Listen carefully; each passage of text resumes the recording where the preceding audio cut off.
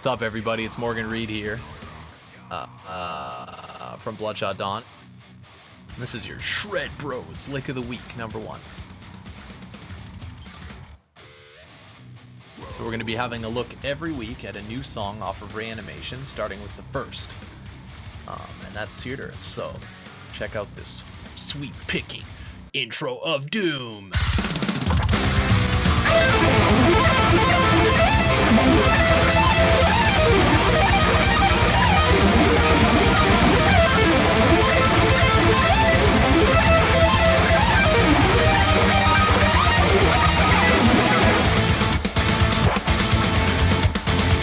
All right, so that's the first lick we're going to be learning. We're going to be doing a little taster for you guys, and if you want to check out the whole lesson, you can head over to our YouTube channel. So here goes nothing. Yeah, so Shred Bros, here at Shred Bros, we're all about the shred. And we do have a lot of that stuff in Bloodshot, so I figured we'd start off with the craziest thing on the whole album, the beginning. Yeah, it's a little sweep picking arpeggio lick, so hopefully you guys can get it. Don't fret, don't worry. We'll get through it. Or do fret, because it's guitar. Sorry, enough with the dumb faces. It's a serious guitar time. We're gonna slide into the 12th fret. Slide into the 12th fret on the high E, and we're gonna pull off to the 8th fret. Yeah, we got to start off with the slide because I love slides. If you don't want to slide and it's too, difficult to remember the position of your hand without sliding, feel free to just start on that 12th fret and pull off to the 8th fret. And this is sweep picking, which is essentially trying to move as long as you can in one direction of picking. So we're going to be picking all upstrokes after that pull off. And that's the 10th fret on the B, 9th fret on the G, 10th fret on the D, and 12th fret on the A, all with upstrokes. Then we're gonna play that 7th fret on the A, and we're gonna hammer onto the 12th fret. Then we're going to go forever in the downwards direction, down the exact same shape, but I'll tell you the notes again in case you're a little, happy. So that's the 10th fret on the D, 9th fret on the G, 10th fret on the B, and finally one more downstroke on that 8th fret. But yeah, that 12th fret is actually a hammer, so you get to skip after you do that. You get to skip that string. You just play the A once, and then you have a little bit of extra time to line up your next downstroke, which is going to be on that D string. Then after all those downstrokes, you're going to do a little upstroke on the 12th fret, and you're going to pull off again to the 8th fret. Then we're going to do another upstroke on the B, but we're only going to do like a little 3-string arpeggio. This would be... It's called the 3-string arpeggio because you're just going on the 3 strings. So you're doing like a little segment of that longer arpeggio. So after you do that the 10th fret on the B, you're going to want to do a downstroke on the G. So you actually pick around. If you want to see that with a different camera angle, I can hook you up with that, no problem. We do an upstroke and then a downstroke 3 in a row. Yeah, so it's like, then another upstroke, and this time it's going to be on the 13th fret. So you're adding a note that isn't in that A minor arpeggio. This is actually a second inversion minor arpeggio, and it's a really good shape to learn, so you should practice it. And then after that 13th fret, we're going to pull off again, upstroke on the B again, downstroke on the G, downstroke on the B, downstroke on the E. And again, 12th fret, pull off, up, down, down, down. Then we're going to play the 12th fret, and we're going to slide up to that 17th fret. And we're going to slide up to that 17th fret so we can do the 3rd inversion. And that starts on the 17th fret of the E, and we pull off again, same technique. We pull off to the 12th fret. Then we utilize only upstrokes. And those notes are the 13th fret of the B string, 14th fret of the G, 14th fret of the D, and 15th fret of the A.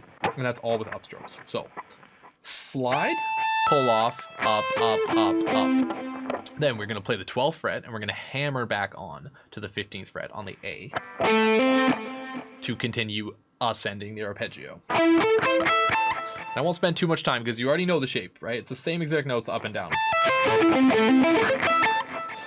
And then this time we're going to go all the way back up to that 17th fret.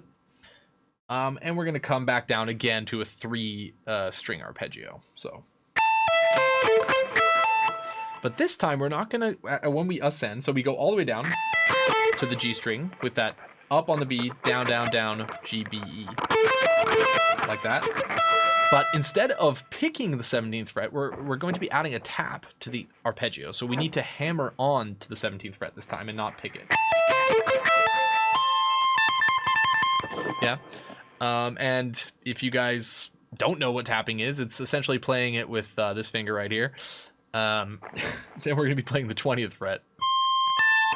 And you want to get some good solid contact and pull off. You can pull off down or up. I prefer to pull off down, just because there's less string noise, because there are no other strings to touch after I pull off. So 20th fret, pull off to the 17th fret, and pull off also with your pinky to the 12th fret, and then back down.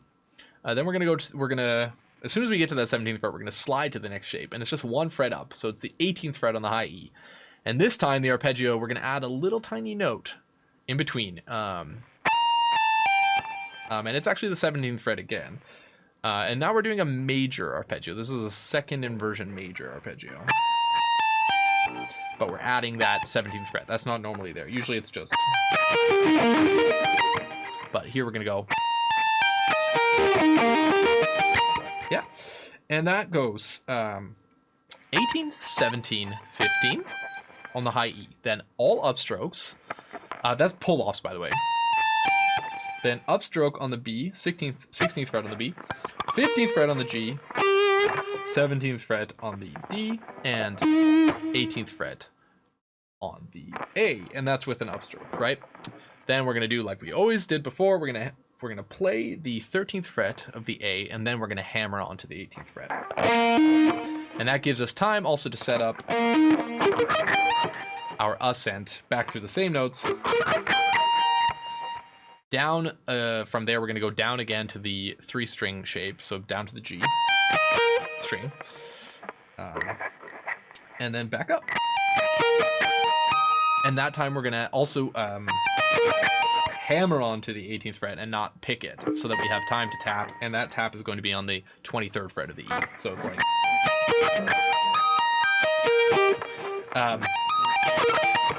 and then after the tap, that's actually quite a difficult moment. I didn't mention it before, but after you tap, you have to do an upstroke on the B string. And that's another advantage of tapping down, because once you tap down, you're in a good position for your pick to play the B string on an upstroke. And then my pick is right where it needs to be. Then we come all the way back up to the arpeggio, and then from here we slide from the 18th fret, and we're going to play the same arpeggio, just the first inversion. So we haven't done this inversion yet, so it might look a little new. And usually the first inversion shape is played on all 6 strings.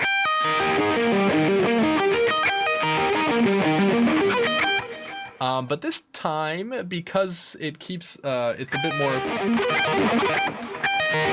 bit more in keeping rhythmically, you know, because obviously depending on how many notes you play and at what speed, that's kind of the rhythm you're going to end up with such a fluid technique. So here I actually only want to go down to the A again, just so it stays kind of like the same exact. As you can see, it's like the same shape. Anyways, I digress.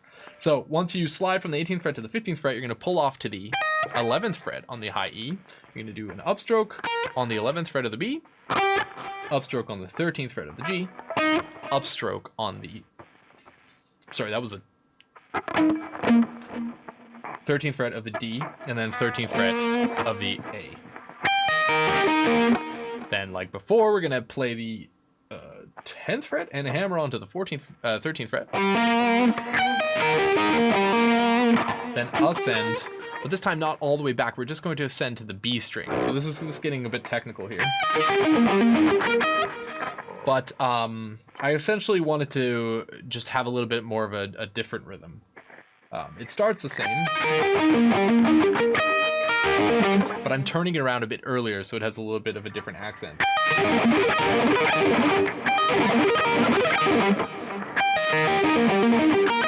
And how I do that is I only ascend all the way to the B string. That's the 11th fret of the B. And then I'm going to play an upstroke on the 16th fret of the B, pull off, go all the way back down, and that's with the downstroke to the hammer, all the way back up this time. So, all the way back up, all the way to the 15th fret of the high E.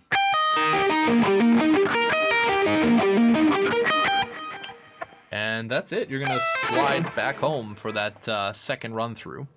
The ending of this arpeggio sequence is slightly different the second time around, right? So that's back to that little major shape. After that tapping lick, we're actually going to slide into this third inversion of the major.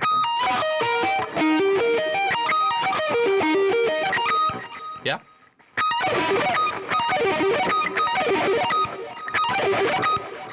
Like that. It's quite a nice shape. So you play the 23rd fret, pull off to the 18th fret on the high E, then you're going to play 3 notes in a row on the same fret.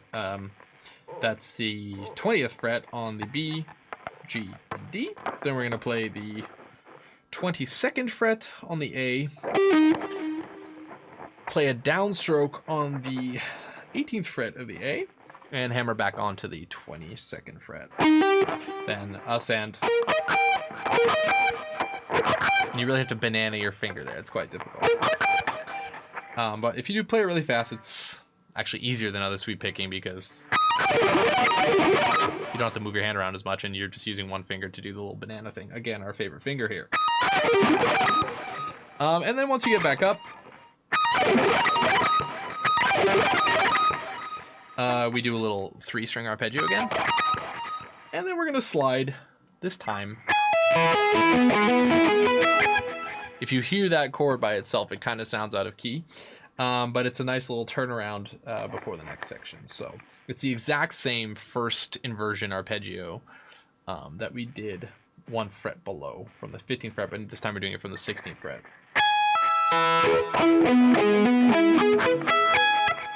And this time we're not going to do the little turnaround there. We're actually just going to play this arpeggio kind of as fast as possible. So it's like...